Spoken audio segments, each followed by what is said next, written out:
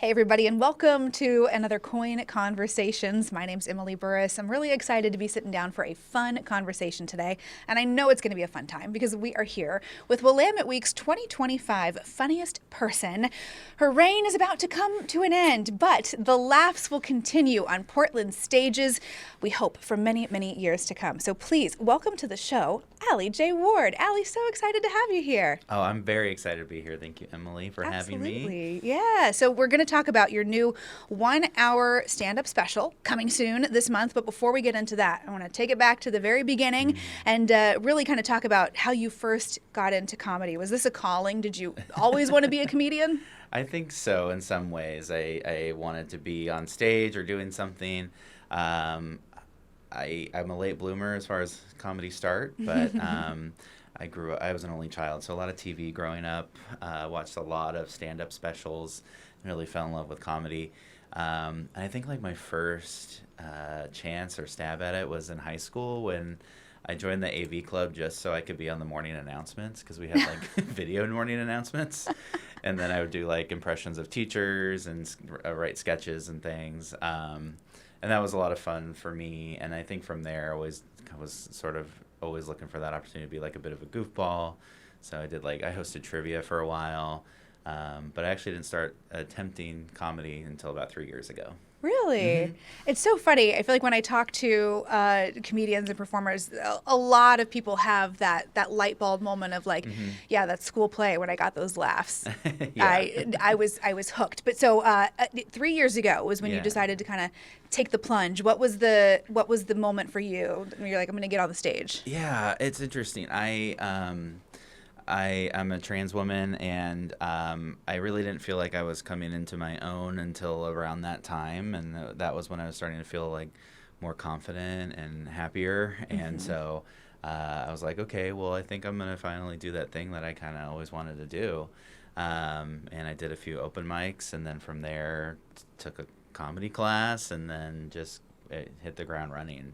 That is so fun. Yeah. It's not easy to get up in front of a group of people, let alone a group of people that you don't know. Yeah. And then you're standing there with the pressure to try and make them laugh. It's hugely intimidating. I have a lot of respect for comedians. What were those first early days and months like, those first few sets, you know? Yeah, it was really nerve-wracking. I bet. Like heart pounding out of your chest kind of vibe.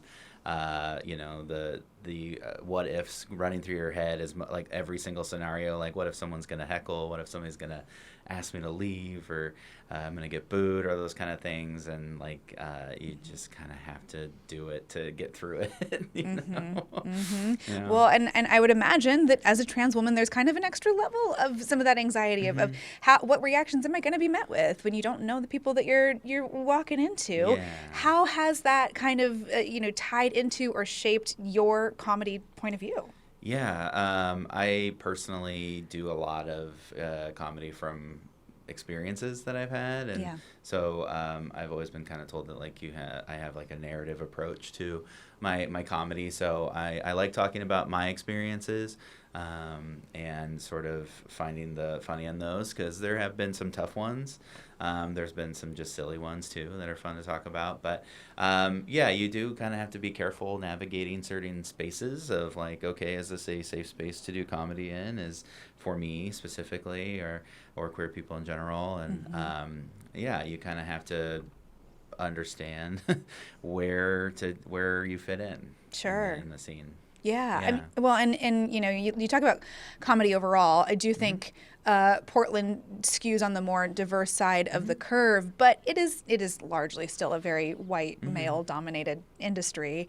One thing that I have really enjoyed about Portland's local comedy scene is getting out and seeing these different points of view and hearing really funny stories, really funny jokes from people that, yeah, it wouldn't come across the same from a straight white guy. It wouldn't be, it either wouldn't apply or would not be as funny. And there's just, there's something really refreshing, I think, about getting to hear truly new comedy that you haven't heard before. And it's also a really interesting way into somebody else's point of view. I feel like you're able to connect with people or empathize differently when humor can kind of be a little bit of the social lubricant sometimes. And I'm curious, as a comedian, has that been your experience? Like, has it made me feel more comfortable, like socializing? Is that what Yeah, or have you been able to kind of like, get a crowd on your side with comedy on something that you weren't sure if you were going to be able to go there with them? Yeah, it's a great question because like part of comedy is just taking risks and like sometimes hoping something's gonna land or stick, and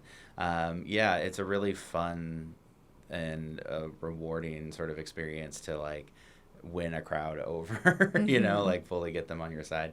And I think, and it is interesting. Like I've done comedy in Portland where like, I think a lot of people understand what trans identities are and what trans folks experience. And then I've done shows in like Boise and nobody, and I didn't have the crowd on my side, and like, how do you get through those? So, and I think like to your point too, it's like maybe it is a good way to just sort of introduce people to sort of trans experience, trans identities, and also, we can sort of have a laugh at this and make it better. So, If you're bringing the audience in and saying it's okay, like I'm here to guide you through some stuff that here's how I find it funny, and I those are to me some of the shows that just really I come away feeling good. I had a good laugh. I felt like I got to know somebody better, and you really enjoy that night out at the comedy club. Yeah, and we're real lucky in Portland with like we're pretty spoiled here with this independent comedy scene and people running their own shows. Like we only have the one comedy club really, and in a lot of other cities there's like 6 of them, and that's what's dominating the scene. So it's really refreshing in Portland that we have so many cool opportunities, and also people experimenting, trying niche shows and those things. They're just really fun. Yeah. Well, speaking of creating your own shows, that is something that you have done as well, right? Tell me a little bit about Lady Killers. Yeah, Lady Killers is my latest venture. A part of like, I guess, a reward of being named Portland's Funniest is, having a little more notoriety on the name. And so I was able to, with my comedy co-host and co-producer, Devin Daly, we reached out to Showbar and the folks who run Showbar, Mississippi Studios, all those little venues, asking if are they interested in doing a monthly show. And we pitched Lady Killers as a concept because there are a few, but not a ton, of like female-focused comedy shows, and then opening that door to other identities that aren't, cishet white men, right? And so it's a monthly show that we do at Showbar now, and it's a female-focused show. We're booking femme comedians, but also trans, queer, and non-binary comics as well. And I will say, to my straight white guys out there, I'm not trying to hate on you. I just think there's room for everybody at the table, and sometimes it is really nice to just hear from someone else who just gets it. Some of the conversations you can have with your girls that the guys just aren't gonna quite understand why that's so funny. Night for you and your best babes to have a laugh and do that. So absolutely, it's fun to be able to kind of say, like, I'm gonna carve out this space for our POV. What has the reception been from some of your fellow female comedians in town? Yeah, I think a lot of folks are appreciative of being on a show where they're not the only female comedian or femme comedian on the show, or queer or whatever. Like oftentimes it's a lot of we're gonna book one queer comic, we're gonna book one person of color, and that kind of thing. So it's nice to like have a large lineup of that. You're not checking the box. You are platforming and celebrating exactly this group. Yeah, and then getting an audience, full of people, a room packed full of people that are wanting to see that and support that, and that's what's. So it's a really great experience. Showbar is also such a cool space. And I love that they treat the talent like they deserve to be treated. Nice. It's not just like, here's your one drink ticket and scram. It's like, hey, here's a green room. Here's like, here's a meal ticket. Enjoy yourself here. You're telling me you Yeah. can't make a living off of free club drinks alone, Allie? Come on. Yeah, I've got to work full time on top of all that. So Yeah. yeah. Yeah. Are you still doing the day job as well? Yeah. Yeah. Can I ask what do you do? I'm in social work. I work for a nonprofit currently. Yeah. With the houseless community. So. Man, so comedy's got to be kind of a bit of maybe a balm or a salve, right? You deal with some heavy stuff throughout the day.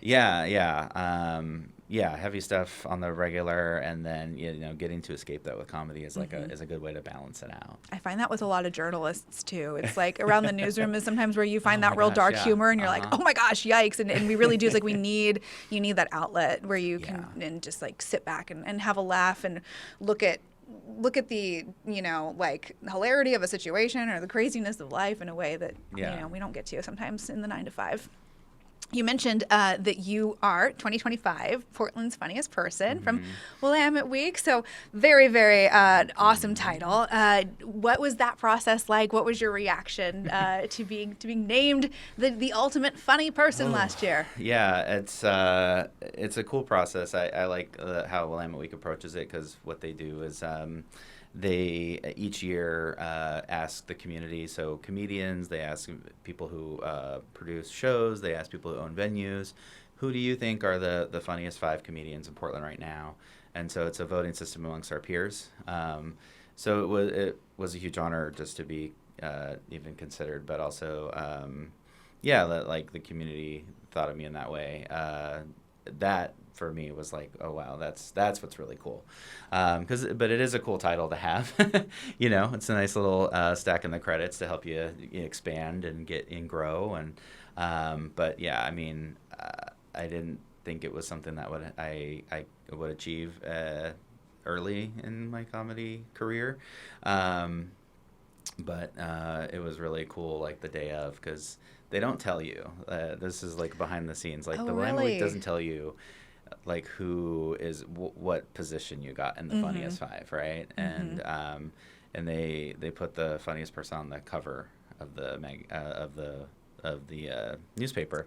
So like finding out that morning when the Willamette Week comes out, like Yeah. where I landed, it was really special. That's awesome. Yeah. I feel like I'd be running around to every newspaper box, like scooping them I out of planned it there. out. I was Yeah. like, okay, I'm gonna get up at 6 a.m. I'm gonna walk to the store and grab my copy, and then I'm gonna go get a coffee and read the articles. And yeah, it was really special. That's awesome. It is. It's Yeah. really cool. And yeah, it's cool that it's a little bit different of a process from, the like Helium is the kind of the Yeah. other club in town that does an annual competition, but that one's a little more live performance, mix of audience and member voting and all Yeah. kinds of stuff. So I think it's really neat to kind of also see, from your peers and from comedian circles here in town, like and both have the same level of merit. Like Yeah.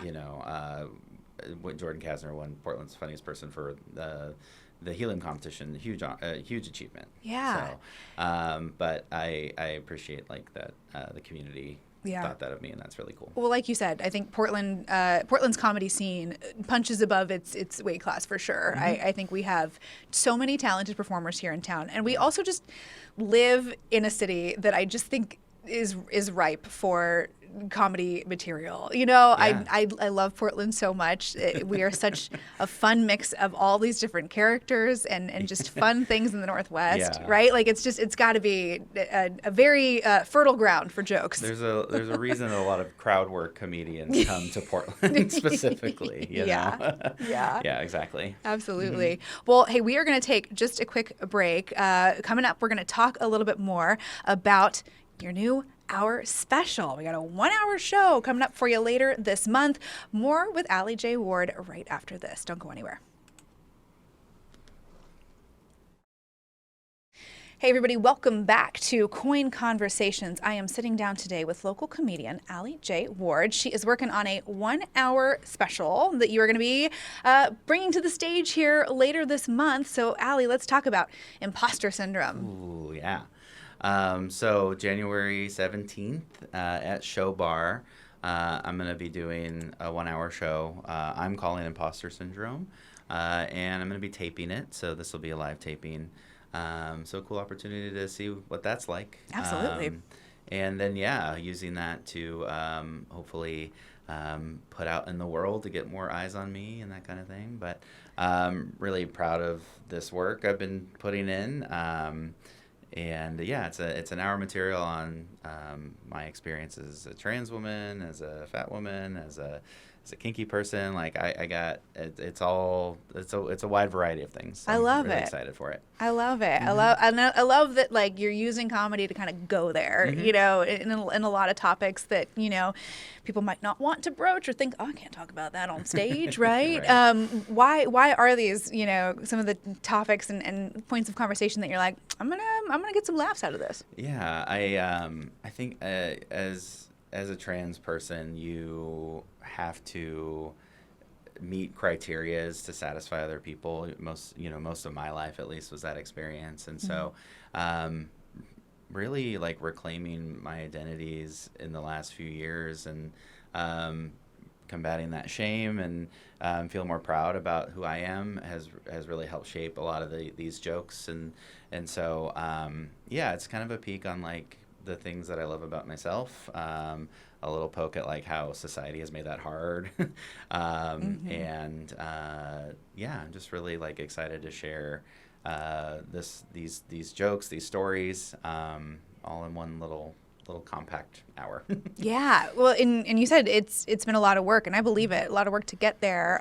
To build up an hour is no small feat for a comedian. I know I have some friends, you know, in the local comedy scene as well, who have started with like, you know, you got to get that tight five. You know, you go to the Yeah. open mics and you get that first 5 minute set and like slowly build it. So I'm curious, how has that gone for you? What's kind of your approach to building up new material? Yeah, it is that process of like you start with your first five, you know, and that first five, you record it, you put it out to folks that like, hey, I can do 5 minutes, put me on your show, you know.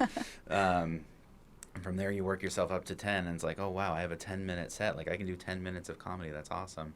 Up to like 15, and then so for me, it's been kind of like taking these different different sets towards like transness, towards fatness, towards these other things or other like restaurant experience, that kind of stuff. Building these small sets and then figuring out how they connect together.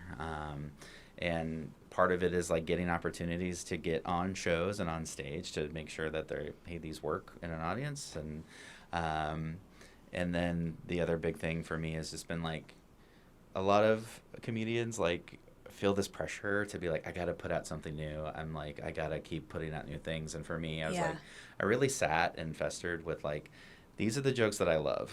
I'm going to keep telling them. And because I keep telling them, they get better as I tell them and they grow and then new ideas get inspired. And so focusing on these things that I really want to talk about had helped this grow into what it's become. Nice. And so yeah, part of it's like opportunity, like getting that opportunity to be on stage and try these out, and part of it is just like the writing process. You know, you gotta write these out, you gotta try them out, you gotta play with all kinds of things. Like even the tone of how you say a joke can really affect how it lands. Right. Versus like, you know, what you're just saying. So Yeah, I mean, you think about like some of the things that, you know, Jerry Seinfeld would say something that if any other human said it, it's just words. It's like the way that he says it, the way that he says it, it makes it funny, you know, that delivery. I think of like Hannibal Buress. Like Hannibal Buress is like just the tone and like the phrasing of things is so unique and cool. So yeah, like that can have a big effect on how a joke can land. Right. And, yeah, so getting those opportunities, getting on stage, testing that out and playing with it has been a really fun process too. Absolutely. Well, and you were telling me you don't write everything down as much as some other comedians, which I can't wrap my head around that. How do you remember, like, you know, if you get a funny idea and stuff? Yeah, it's interesting. It's probably to my own detriment, really, because I like a lot of my comedy friends like are writing everything down. Like they have their notebook with them everywhere they go. But for me, I just when something when an idea comes in my head, and when I've thought about it a lot over and over and over again, I'm like, okay, this is something to start working on. Okay. Because sometimes I'll let ideas just kind of like, okay, and it goes, and I lost it, and I was like, well, it wasn't important to me, so I'm not going to focus on it. Wasn't meant to be. Yeah. Yeah. Which is, which is goes against my own advice to other comedians and advice that comedians have given me of like, there's no bad ideas in comedy, like you should write them all down. But Yeah. For me, this process has worked, and it just like, I like to tell jokes, and I like to talk about things that make me laugh, that I think are important. Mm-hmm. And so for me, it's like, that's the sign. I was like, okay, I can't stop thinking about this one idea. I'm going to work on it. Yeah, if it's funny enough to kind of stick around, Yeah. it's like, okay, Yeah. we'll dig into that. Mm-hmm. I'm curious how social media has kind of changed the game. You mentioned a lot of comedians feel a lot of pressure to have constantly new content, and I feel like that pressure to take your sets and put them on, TikToks and Right. Reels for clicks contributes to that. Yeah, I think I think it has like a negative impact for sure on how we feel like we need to be productive, or like how much our worth is based on like how many views or those kind of things happen. Right now, like, I'm not really posting anything online. I think that's what the special's for, is like, I'm going to record all these, get them like looking as nice as I can, and then put them out and see what happens. But it is like a really tough thing, and you put something on there and then like you don't get a lot of likes, it hurts, it feels bad, and Yeah. And then like also as a trans person in queer material, like the algorithm's suppressing that anyway, so Right. Or you could have like the yeah. greatest set in person and have the audience, in the theater Yeah. in an uproar, and that clip goes online, Yeah. and then the internet. Yeah. We love Yeah. portions of the We're internet, also right? seeing this weird, like, it's weird to me, but I guess it's not weird in the sense of like, influencers who got really popular through like their own channels and those kind of things, starting to do stand-up comedy. And some of them were stand-up comedians who also got viral, and that's awesome, and like I'm really like happy for that. But there's also like people who are just like playing around on the internet, and then now the next phase is like, I guess I'm gonna tour and do comedy. Right. Yeah, you go viral with someone else, and you have a built-in audience now. So I think why there's not? like a level of comedians who are like kind of bitter about that process. Oh, but yeah. and then Instagram just changed the format again. Now it's like, okay, it's not reels. Now there's like these still photos of comedians, and the captions are popular. So it's like, how do you keep up? Yeah, seriously. I wish I knew. I feel a similar pressure in this industry. I'm like, I don't know what to post. I think for me, it's just like, what's giving me more joy and focus, and like doing stuff in Portland, being in community, and like getting to do shows like Lady Killers, my other show here, Loud and Queer. Like we're giving the platform to those folks and building community that way, and that for me is where most of the joy is. So. Absolutely. Yeah. Well, okay, let's end this conversation with Okay. a little joy. What's something that is bringing you joy right now? We are in the doldrums of winter. It is January. I am desperate for dopamine. So, Allie, what is something that's making you happy these days? I like a handful of things. Like I love professional wrestling, so it's like it's a weekly dopamine rush, like there's a new show, there's like 3 shows a week I can just watch whenever I want. Nice. I adopted a cat last year, and I love him. He brings me a lot of joy, and he's very needy and cuddly, which is perfect. I am the dog mom of a very needy dog, so. Yes, love it. They're just little Velcro bundles, and they are very, very happy. Well, Allie, honestly, local comedy brings me so much joy. So it's been such a pleasure and a delight to have you here in the studio today. Where can people follow you if they want more, if they want to get tickets for your special? How do they track you down? Yeah, so the best way is on Instagram. My handle is @AllieJisGay, so ALLYJ is gay. And I have a TikTok too, but I'm really on there very much, to be honest. But Instagram, link in the bio, has tickets to my special, has other shows that I'm producing. There's also a link in there that I'm teaching a stand-up course now, so you can sign up for my class if you're interested in trying your hand at stand-up comedy. Nice. But yeah, that's where the hub is right now.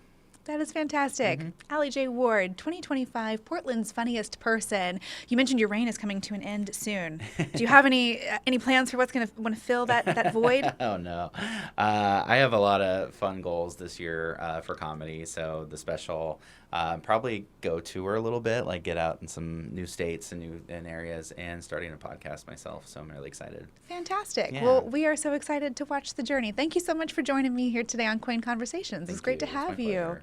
Absolutely. And hey, if you want to check out Imposter Syndrome, Allie J. Ward's 1 hour special coming to Revolution Hall January 17th. We're going to have all that info as well when you check out this KOIN Conversation here on KOIN Plus and streaming on our YouTube as well. Thank you so much for joining us, everybody. Have a fantastic day. Cool. Yeah.